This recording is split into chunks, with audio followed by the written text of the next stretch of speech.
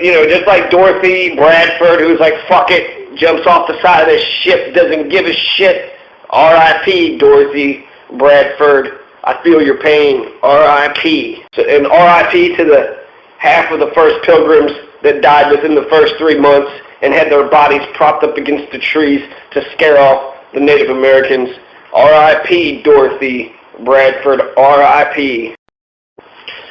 So we can't forget that the Pilgrims that came here in not just Jamestown, they're Pilgrims too. Anybody who comes here first, right, is Pilgrims. But the so-called separatist Plymouth Colony Pilgrims. The Plymouth Company was a corporation. It was a corporation. We can't forget that it was a corporation. Plymouth Company was an English joint stock company founded in 1606 by James I of England with the purpose of establishing settlements on the coast of North America. The merchants offered an economical agreement to the settlers, where the merchants agreed to finance their trip. In return, the settlers would have to repay their trip through the profits made with interest. So I'll give you the money, give you the ship, you get there, you do all the work, you find the gold, you find, whatever it is that you can find, ship it back to us, and then we'll make a ton of money. And so that was the point. That was the whole way that the whole trip was even financed. So, Puritan, Pilgrim, separatist, all about religious freedom. Yeah, sure, religious freedom if you could go there and exploit the shit out of people. 1623 is when the Plymouth Colony became capitalistic. Instead of doing a communist type of organization, they started saying, let's raise our own crops, own our own homes. And a lot of the conservatives say, well, that was the Thanksgiving. That was the first Thanksgiving. I was like, get the fuck out of here. That was a Thanksgiving day, but I think all that shows is the reason why the genocide happened. It just gives reason for, we all know the story of Native Americans. We know the story of what the fuck happened. Some people say 10 million, some people say 100 million, which would make the genocide of the Native Americans the worst genocide ever in history. A lot of people try to excuse it. Oh, it was the diseases, 80% of them were wiped out by diseases. And even if true, right, I think that would be a very easy sort of, we didn't kill them, the diseases did.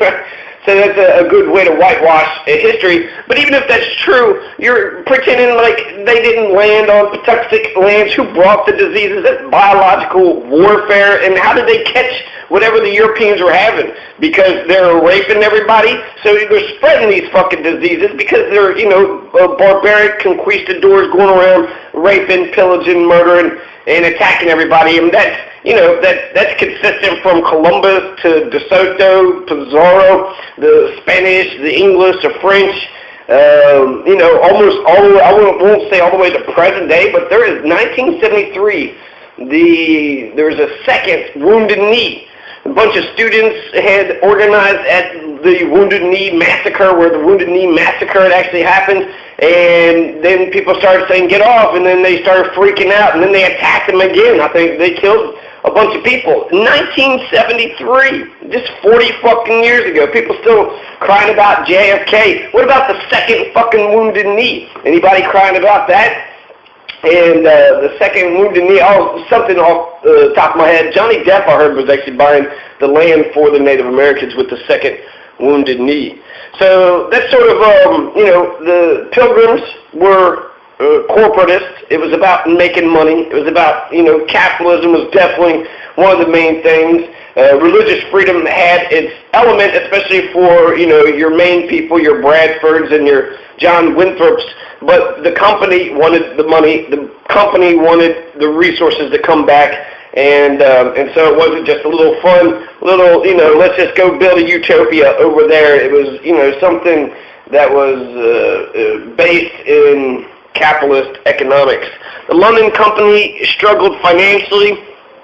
They struggled with labor shortages in the Virginia colony as profits improved after sweeter strains of tobacco than the native variety were cultivated and successfully exported from Virginia as a cash crop beginning in 1612.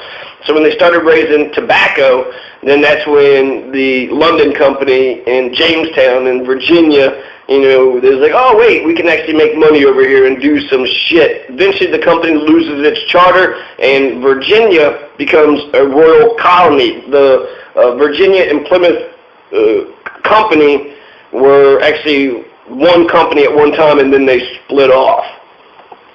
So I want to mention also the Mayflower Compact. So the London Company of Adventurers, that's what they called it, the Company of Merchant Adventurers, eventually split into the Virginia Company, which settled Jamestown in the Chesapeake Bay area, and the Plymouth Company, which settled New England. The Company of Adventurers in Canada sent forces during the 30 Years' War that achieved the surrender of Quebec in 1629, which I had no idea.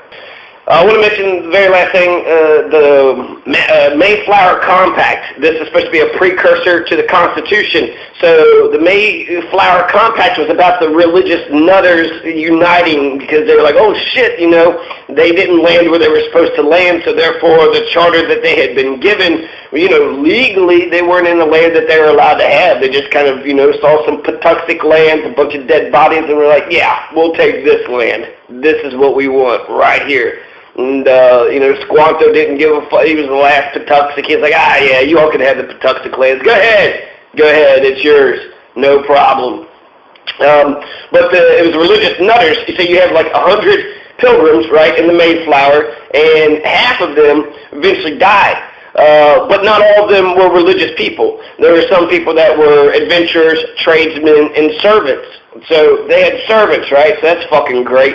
But I'm thinking there's like a 50-50 sort of thing going on. So you got 100 people, and some of them, the pilgrims, you know, they called themselves the saints. They were fleeing from religious persecution of King James of England, which actually they were free of religious persecution in the Netherlands. They just didn't like the Dutch culture. They liked the English culture, and they didn't like the Dutch culture was influencing their youth, right, to disobey their parents. So the whole thing was about, you know, pressing down on your kid and beating the shit out of him and loving the English culture more so than the Dutch. That's why they come to America. They were free from religious persecution in the Netherlands, and that's where they had moved first, right? So Leiden, Netherlands, and then pow, you know, Massachusetts, here they are. But they called themselves the saints. So the ones who were here for the religious convictions, they were the saints. And the saints were the ones that had signed this so-called contract. And then the adventurers, tradesmen, and servants were called strangers. So you got the strangers, you got the saints, right? Oh, we're the saints. Not like them strangers over there. Well, you mean the indentured servants, the slaves? Yes, the indentured stranger, slaves, servants. So they had signed the covenant, 41 of the ship's 101 passengers. So 101 passengers were on the Mayflower. Within 3 months, half of them had died when Chief Massasoit comes up, sees what the commotion is. They're firing off their guns and shit, you know, after just having a party, right? Which is fucking, that's very American, just having a party, let's just fucking shoot some guns in the air. But after Chief Massasoit comes up, he had 90 people, and there's only 52 pilgrims remaining. So, you know, half of them had died, half of them had fucking perished. So the ones who had signed the covenant were 41 of the ship's 101 passengers. Not everybody was on board with the Mayflower Compact, but 41 people were. And they did this when the Mayflower was anchored in what is now Provincetown Harbor within the Hook at the northern tip of Cape Cod. So you got the saints and the strangers, right? So the Mayflower was going for the colony of Virginia, financed by the Company of Merchant Adventurers of London. Storms forced them to anchor at the Hook of Cape Hope, or Cape Cod, Massachusetts. So provisions are running short. It was unwise to continue. They said, fuck it, we're just going to set up here on the Patuxent lands, you know, at Cape Cod in Massachusetts instead of going to Virginia. But that inspired the strangers. You had saints, you had the strangers. And the saints, right, were like, oh, we're all about religion. And then the strangers were like, adventure. So they're kind of like that Robinson Crusoe.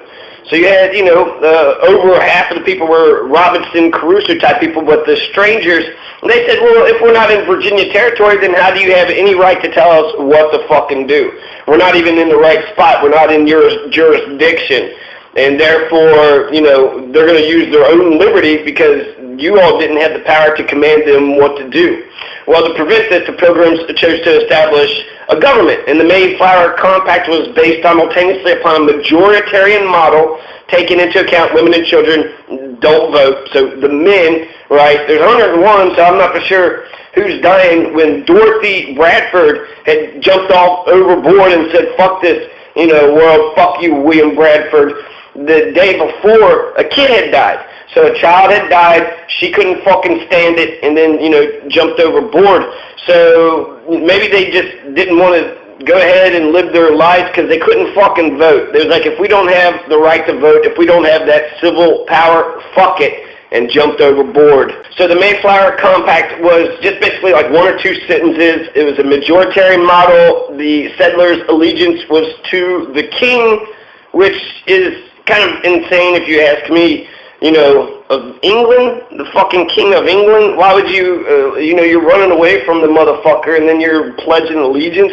No, is that it? So the Mayflower Compact, in essence, was a social contract in which the settlers consented to follow the compact's rules and regulations for the sake of order and survival. The Pilgrims had lived for some years in Leiden, a city in the Dutch Republic, just as a spiritual covenant and marked the beginning of their congregation in Leiden. A civil covenant would provide the basis for a secular government in America. No women, though. Women don't have a right to vote. In November 1620, Mayflower anchored what is now Plymouth, named after the major port city in Devon, England, from which she sailed. The settlers named their settlement New Plymouth, or Plymouth, using the early modern English spelling with an I, P-L-I. M-O-U-T-H. That's how William Bradford spelled it, so I don't know why. What the fuck is the Y? Who the fuck put that Y in there? And why is the Y not in there from before?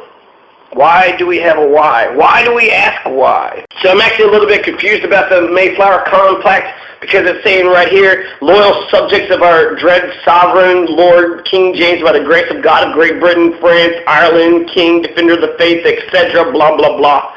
So the Mayflower Contract says that they pledge allegiance to King James, but they're separatists and think that the church couldn't be reformed. They're not Puritans, they're Brownist separatists. So how are you going to reject, King James's church, but still somehow say that you're a part of fucking King James? And King James was, he was homosexual, right? So the King James Bible, it was written by a homosexual, which is okay, it's fine, I don't mind, but it shows a contradiction with some of these fucking Christians today. The one who wrote your fucking Bible, he was gay. And then the ones who overthrew Guy Fawkes tried to overthrow King James.